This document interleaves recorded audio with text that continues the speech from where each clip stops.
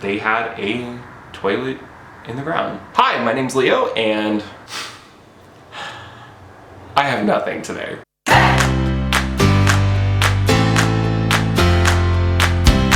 Welcome back to my channel. As you can tell by the title of this video, you can see that this is going to be a continued discussion on my trip that I took to Japan in March of 2019. In this video, I'm going to be discussing my time in Pallet Town as well as Odaiba in general. This is probably the day that my family was waiting for the most, apart from Disney, I think, or maybe even a rival Disney.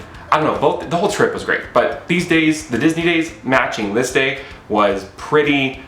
We were ready, we were excited, and the truth is that excitement is really focused in another video I'm going to be posting here soon about Team Lab Borderless, which is sort of an art exhibit. With that said, Team Lab Borderless, my experience there, that's going to be a separate video. I feel like I want to talk about that a little more in depth, and I'd rather not sacrifice maybe some other talking points in this video about Pallet Town and Odaiba. If you're looking at a map of Tokyo, where we were staying is northeast of where Odaiba is located. This was probably one of the longer train days that we had in order to get to the drop-off. I think that we were on the train an hour and a half, and we probably had to switch over 2 or 3 times. Odaiba had the nicest, cleanest trains. I mean, all the trains were clean, but these were like extra clean.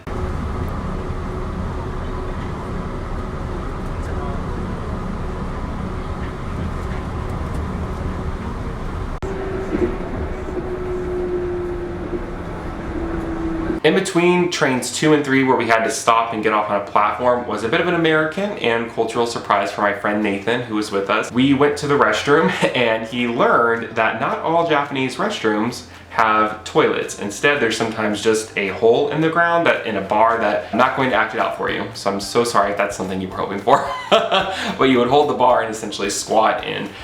Do your business. He was not quite up for that. We ended up bailing really quick, but I thought that was interesting because in preparation for going to Japan, we had heard that those bathrooms were, I wouldn't say common, but they're not also unheard of. Getting there and seeing one and experiencing it, especially in an area that was, like I said, pretty, it felt like on the up and rise from a architectural standpoint. They had a toilet in the ground. No shade, no hate, just different. We took the train and we got to Odaiba. When we got out, we had seen from the train that there was a playground down below, and we wanted to let Tatum have her own set of experiences. If I was a kid going to another country, I'm not sure if my parents would have considered letting me play at a playground with kids who are local to that area. It doesn't seem exactly like a touristy thing to do. We thought it would be cool though. I think it was. I took pictures and Sal took pictures while Tatum and her mom, Erica, they were playing on the play structure. It was one of those moments where I sat down, I watched them playing, I observed everyone having a good time, and I just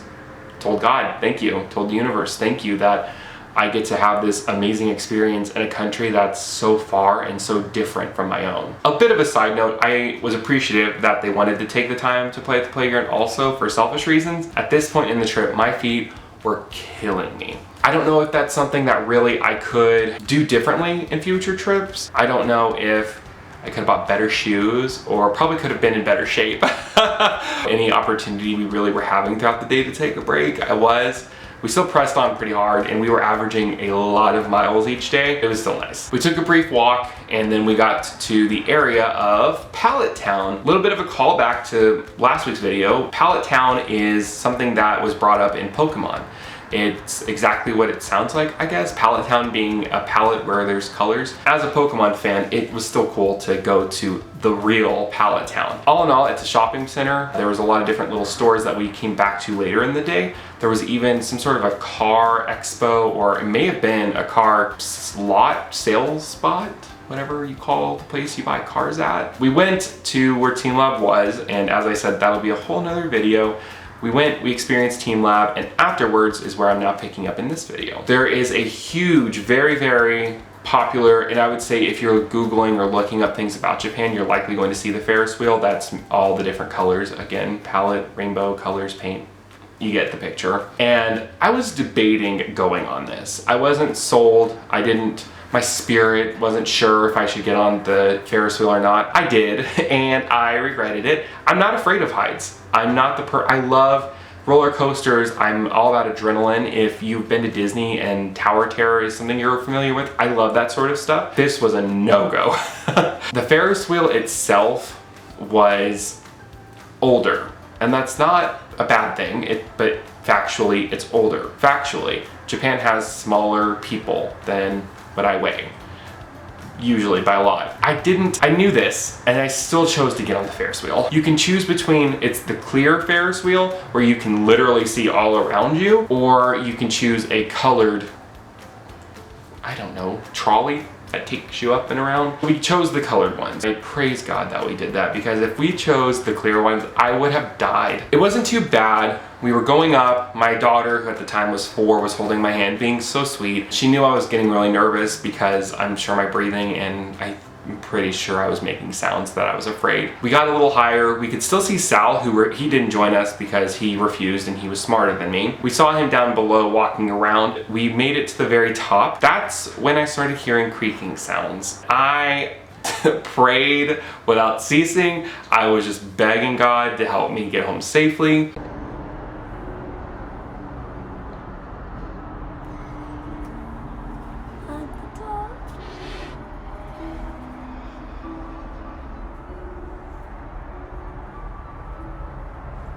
We did, clearly, I'm here, I'm filming a video. Many things, many wonderful things I would do if I go back to Japan, when I go back to Japan. That will be one of them. Also, something I think that's interesting to make mention of, before I got on the Ferris wheel, we had lunch at a Wendy's. The Wendy's in Japan served beer, and they also served spaghetti. Sal tried the spaghetti and he loved it. I think I took a bite of it and it was pretty good. Although fast food is not something I would say, go try that when you go to different countries. I think that realistically speaking, not every dining experience or eating experience needs to be something authentic to the country. I mean, for crying out loud, I went to Japan and didn't even try sushi. We didn't realize that until the night before we left Japan, and it's true, we still never tried sushi while in Japan. I think that it's completely fair to eat fast food that we're accustomed to here in the United States if you go travel abroad, because they're gonna have options that you maybe didn't expect. After the Ferris wheel, after the lunch, we made our way to more of the shopping center that was in Pallet Town. We walked around a bit and we found a boutique store where I took Tatum. I wanted to buy her a special kawaii fancy little dress while in Japan. Let me tell you something. There are some little kid stores over there that are insanely expensive. I think we came across one. So the store we went into was a big store. Think of like JCPenney's or something. How JCPenney's has it broken up by I'm assuming it's the designer. The store that we were in had the same sort of split, except it was actual like walls that went halfway up were built to really section everything off. It was different designers, but it really felt like I guess a boutique experience, because you could go to store to store to store to store. It wasn't like the employees who worked on the opposite side of the store were for the same company that worked on the other side, if that makes sense. Well, we went through a couple stores. Honestly, the first couple found a couple of items that I thought were cute. I wasn't sold on anything. And then we made it to the store. I saw this cute, kawaii little blue dress that I knew I wanted to buy for Tatum. My fear at this point though is that it was gonna be $600 US, which I'm not buying a dress for $600 US. It looked like a little sailor dress. It was just so adorable. So I looked at the price tag. I honestly think it was like 60 bucks, which arguably could be on the more expensive side for day-to-day wear. It was a special dress. It was cute, it was unique. Found the right size. They had this cute little try-on booth. You have to take your shoes off because it's Japan. So Tatum took her shoes off and she went in, she tried it on. My little kawaii princess just looked so cute. We bought the dress. That was really it for the shopping we did in Pallet Town, because there was a lot of expensive stores. I don't have a lot of money. From Pallet Town, we wanted to walk over to an arcade called Joyopolis. On the way, we saw Diver City, which obviously it's a play on the sound, which is diversity, clever. And that's, I'm pretty sure, just a big shopping center. We actually didn't go in Diver City.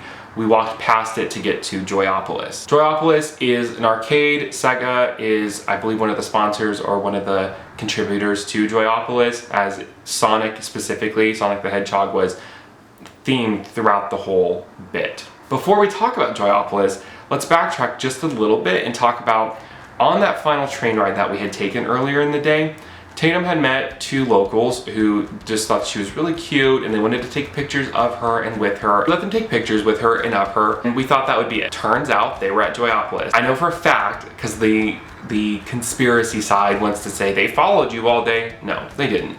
I actually ran into them at Joyopolis. They were so excited to see us. They ran up to Tatum again, gave her hugs. It was really adorable. We played at Joyopolis for a bit. There's so much to do there. I really can't even hit all the different points. They have a kawaii sort of photo booth that you can do. They have these big machines that you can get inside of that are just sort of immersive, full experiences for video games.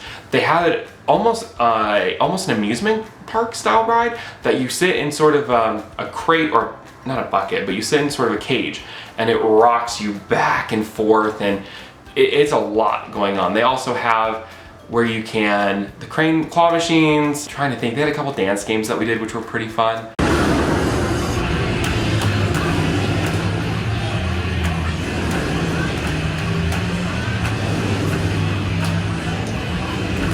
Lots going on in there. And then an escape room too. We didn't do it. It was a pirate themed escape room. I have heard really good things about that. They also had treats and snacks, which I love food. As we neared our time at Joyopolis, the couple who had been taking pictures of Tatum, they came back to us and they gave her these little presents. I think it was a bag of claw machine toys that the guy had won. It was really cute. We have the Dumbo that he won. It was so sweet to see people embrace foreigners the way that they were. I think that there was a little bit of a language barrier, but for the most part, I think that we were able to interact. At least we're able to understand each other, let's say. Probably one of the highlights was that. Being embraced and being accepted by people like that, it felt kind of like home. After Joyopolis, it started raining. We were quickly going to get back on the train. That way we could get back, prepare for our day in Disney. Well, as like most places, there's going to be times where there's high traffic. When we got onto the train that time, it was a peak time. We got separated. Sal got separated from all of us. He made it onto a train and we didn't, just because of how packed it was. We lost him. We were able to communicate with him. It's not like he was gone for good. As you'll see in this little video clip, it's kind of cute how he was waiting for us. What just happened?